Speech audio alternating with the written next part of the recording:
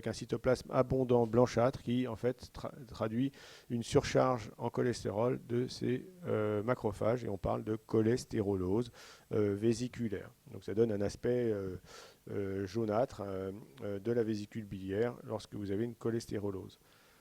Donc surcharge en triglycérides, surcharge en cholestérol, et la dernière surcharge, ce sont des lipides complexes, hein, parce que en fait, ça ne se limite pas aux triglycérides et au cholestérol. De nombreux lipides complexes peuvent s'accumuler dans les cellules, et là, on va parler de maladies de surcharge lysosomiale ou thésaurismose lysosomiale. Pourquoi on introduit le terme de lysosome? Eh bien parce que en fait, ces maladies sont la conséquence d'un déficit enzymatique constitutionnel d'un enzyme présent dans ces lysosomes. Et donc ces enzymes présents dans les lysosomes ont comme fonction de prendre en charge la dégradation de ces lipides complexes, hein. Et lorsque cet enzyme est déficient, eh bien vous allez avoir une accumulation du métabolite intermédiaire ou substrat de l'enzyme déficient au sein des lysosomes. La plus fréquente de ces surcharges en lipides complexes, c'est la maladie de Gaucher, qui se traduit en fait par une surcharge en glycosphinggolipides dans le système réticulo-endothélial. Donc la conséquence, en fait, l'origine, c'est un déficit dans un enzyme que l'on appelle la glucocérébrosidase, qui clive le glycosphinggolipide en exose et en céramide. Et donc l'absence de cet enzyme au sein des lysosomes va aboutir à une surcharge de ce lipide complexe au sein des macrophages. Et ces macrophages sont essentiels. Cette surcharge survient essentiellement dans le système réticulo-endothélial, dans la rate, dans la moelle et dans le foie. Et donc on comprend bien que les organes incriminés que sont la rate et le foie vont être fortement augmentés de taille en raison de cette accumulation de macrophages qui renferme ce lipide complexe. Vous avez d'autres lipides complexes, on ne va pas les détailler, mais il y a les mucolipides, les sphingolipides, les mucopolysaccharides, et tout ceci entraîne, en raison d'un déficit enzymatique, des tableaux cliniques particuliers, avec des traductions histopathologiques particulières. Donc si on se focalise sur la maladie de Gaucher, comme je vous l'ai dit, c'est la mutation d'un gène qui code pour l'enzyme, la glucocérébrosidase, qui va cliver les glycosphingolipides. Donc l'absence de cette enzyme va aboutir à une surcharge en glycosphingolipides dans le foie, la rate, la moelle, et va se traduire par ces volumineuses cellules qu'on appelle des cellules de Gaucher, qui sont des macrophages, qui font plus de 100 microns, qui sont PAS positifs et qui ont un aspect fibrillaire du cytoplasme, traduisant en fait l'accumulation de ces lysosomes qui sont gorgés de glycosphingolipides. Les différents types n'ont pas d'intérêt, mais c'est pour vous dire qu'il y a certains sous-types qui ont une traduction ciblée plus sur un organe que sur un autre. Mais retenez le principe de l'accumulation de ces glycosphingolipides dans la maladie de Gaucher, avec les conséquences en termes de traduction macroscopique et microscopique de cette maladie génétique. Là, nous allons passer à la surcharge glucidique, qui est quelque chose, bien sûr, de beaucoup plus fréquente que l'accumulation de glycosphingolipides. Alors, le glycogène, c'est la principale forme de stockage des hydrates de carbone. Ça maintient l'homéostasie du glucose durant les périodes de jeûne. Et lorsqu'il y a un stress physiologique, avec l'augmentation de l'adrénaline et du glycagon, il va y avoir une dégradation du glycogène pour que le glucose puisse passer dans la circulation sanguine afin de maintenir la glycémie. Alors, il y a des entités pathologiques que l'on appelle des glycogénoses, qui peuvent être soit secondaires, soit primitives. Secondaire, c'est le diabète. Le diabète, l'accumulation de sucre de manière anormale dans la circulation sanguine va aboutir à une glycogénose dans un certain nombre de tissus, en particulier dans les tubules rénaux, dans les hépatocytes, dans le muscle. Donc vous allez avoir une augmentation du glycogène dans ces cellules en raison des glycémies anormales présentes chez ces malades diabétiques. Et des glycogénoses primitives ou familiales sont beaucoup plus rares. Et elles sont également, comme la maladie de Gaucher, secondaires à des déficits enzymatiques, qui aboutit donc à l'absence de possibilité de dégrader le glycogène et donc à stocker ce glycogène à l'intérieur des cellules.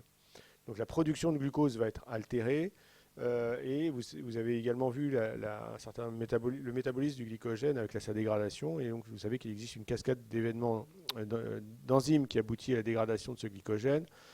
Et donc, en fonction du type d'enzyme déficient, eh bien, vous allez avoir un spectre varié de maladies.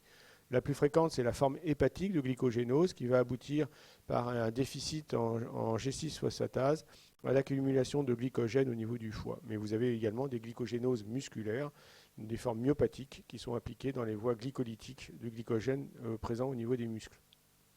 Donc comment ça se traduit sur le plan histopathologique? Eh bien, ici, vous avez sur cette photo de foie, vous avez ici des hépatocytes normaux qui s'organisent en travées hépatocytaires. Vous voyez ici la taille de ces hépatocytes et vous les comparez ici à des hépatocytes qui sont le siège d'une glycogénose. Vous voyez que la taille s'est considérablement accrue et que le cytoplasme apparaît totalement clarifié, c'est presque végétalisé.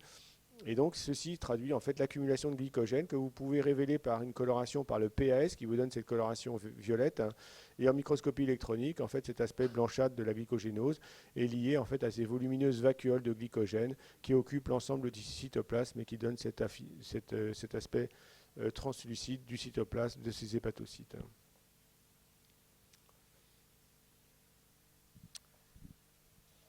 Dernier cadre, ce sont les surcharges protidiques. La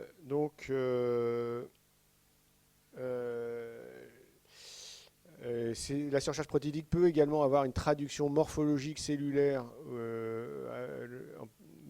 et je vais vous en donner quelques exemples. De manière physiologique, on peut également en voir lorsque les capacités des cellules sont dépassées. L'exemple, par exemple, ce sont dans des plasmocytes. Ici, vous avez des plasmocytes. Vous savez que les plasmocytes produisent des immunoglobulines et les immunoglobulines sont excrétées en dehors du cytoplasme. Eh bien, dans certains cas, les plasmocytes accumulent les immunoglobulines à l'intérieur de leur cytoplasme et donnent cet aspect de globules rougeâtres que vous voyez ici, que l'on appelle des corps de Russell. Donc ça traduit en fait la production importante de ces immunoglobulines au sein de certains plasmocytes. Mais ça, c'est quelque chose qui est physiologique, qui n'a pas de substratum pathologique. En revanche, vous savez que l'activité des protéines et la maturation des protéines aboutit à des anomalies, aboutit à des plissements de protéines. Et lorsque vous avez une anomalie du plissement des protéines, vous allez avoir la possibilité que ces protéines mal structurées s'accumulent à l'intérieur de la cellule. Donc je ne reviens pas, c'est des choses que vous connaissez. Les protéines, ce sont des chaînes polypeptidiques. Il y a des structures alpha, des feuillets bêta qui sont importantes dans les fonctions de transport. Et il y a des molécules chaperons qui agissent directement sur les protéines pour la maturation de ces dernières. Un petit rappel de ça. La chaîne polypeptidique native va subir un certain nombre de successions de maturation sous l'effet des molécules chaperones qui vont aboutir à des formes intermédiaires partiellement plissées, puis à des protéines matures. Ces protéines matures vont passer dans le réticulum endoplasmique, le Golgi et la sécrétion.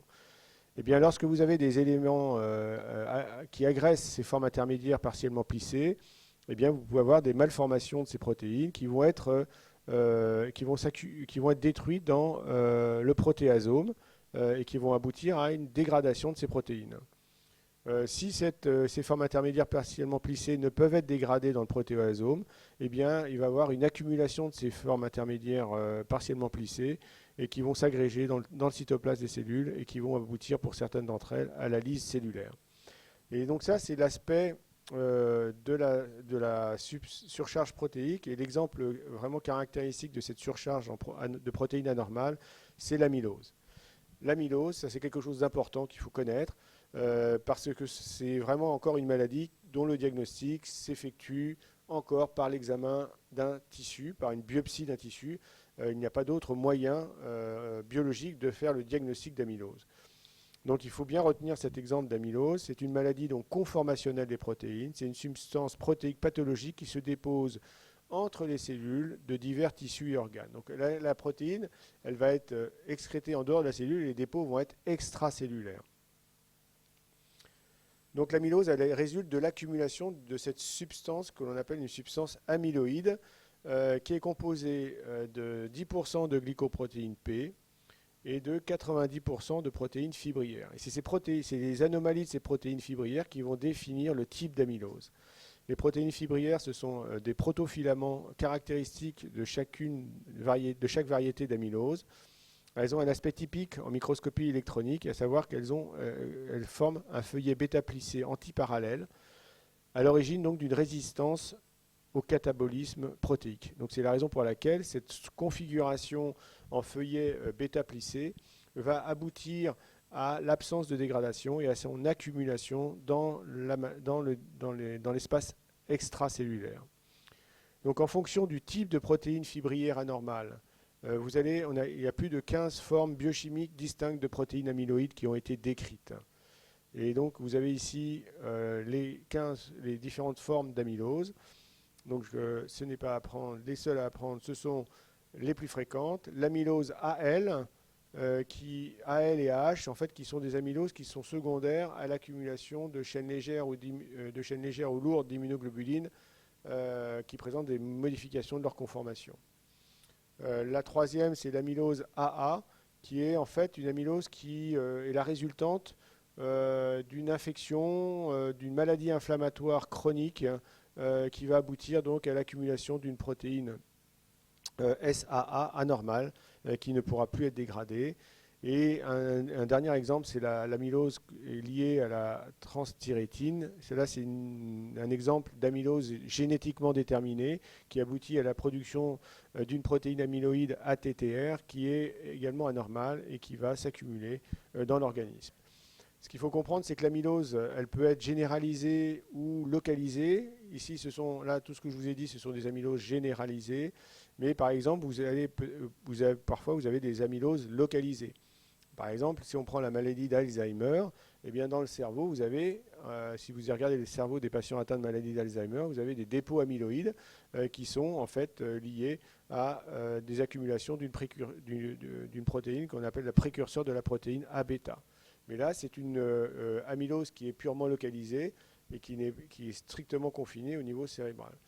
Donc là, en fait, surtout ce qui est important ici, le focus qu'on veut que vous connaissiez, c'est surtout l'amylose généralisée, où les dépôts de cette substance amyloïde extracellulaire se déroulent dans l'ensemble de l'organisme.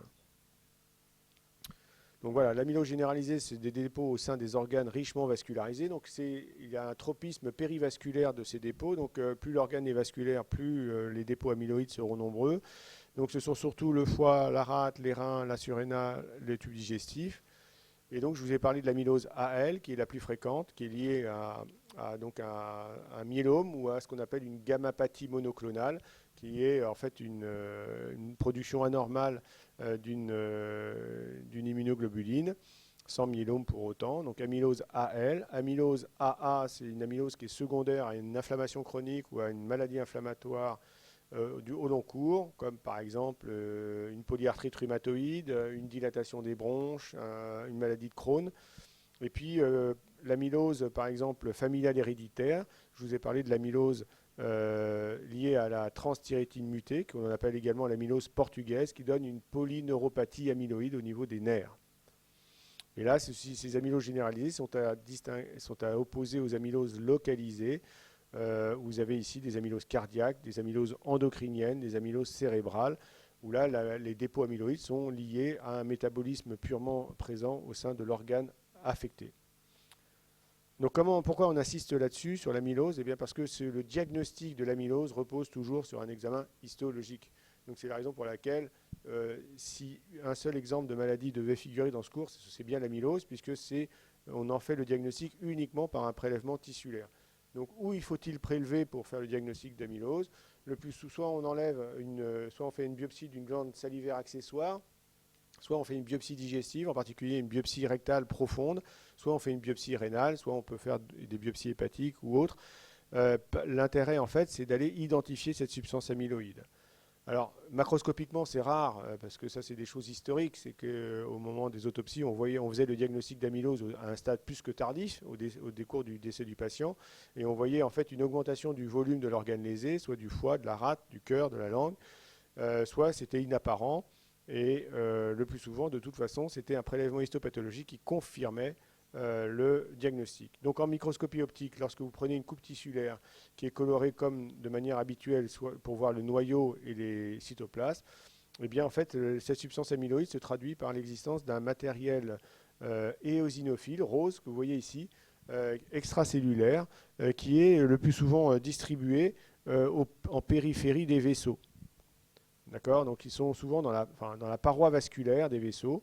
Donc ils ont une affinité très importante pour la paroi vasculaire. Et donc là, vous avez une section artérielle où toute la paroi vasculaire est occupée par ce matériel éosinophile qui correspond à cette substance amyloïde.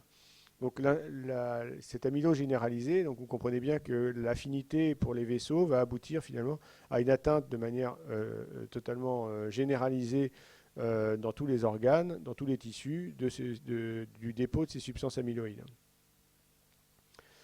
Alors, quand vous avez vu ça en microscopie standard, eh bien vous avez la possibilité de faire des colorations pour affirmer que cette substance rose que vous voyez dans la paroi des vaisseaux correspond bien à une substance amyloïde. Et vous avez une coloration que l'on appelle la coloration de rouge Congo, qui va donner une coloration rouge brique. Vous voyez sur le même tissu, là, vous avez cette substance-là qu'on voyait rose apparaît rouge brique. Et lorsque vous allez faire une lumière polarisée, vous allez modifier la configuration de votre microscope, vous allez avoir une polarité, une biréfringence, un aspect un aspect réfringent du dépôt de ces substances amyloïdes au niveau des vaisseaux. Donc ça, c'est vraiment le marqueur qu'il faut utiliser pour identifier les substances amyloïdes. Vous avez d'autres marqueurs qu'on appelle la thioflavine T qui donne une fluorescence en lumière en ultraviolet, et le métachromasie du violet de Paris qui donne une coloration rose, mais c'est principalement la coloration du rouge Congo qui permet d'identifier cette substance amyloïde. Donc retenez ces colorations.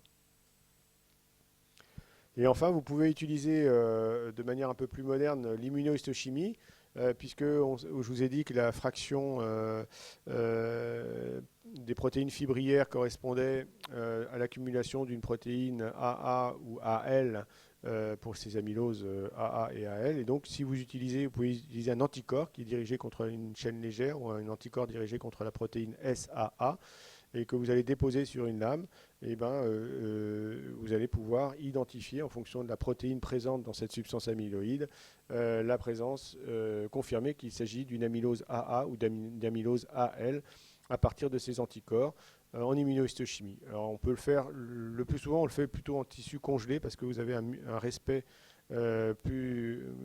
meilleur respect des protéines à partir de la congélation.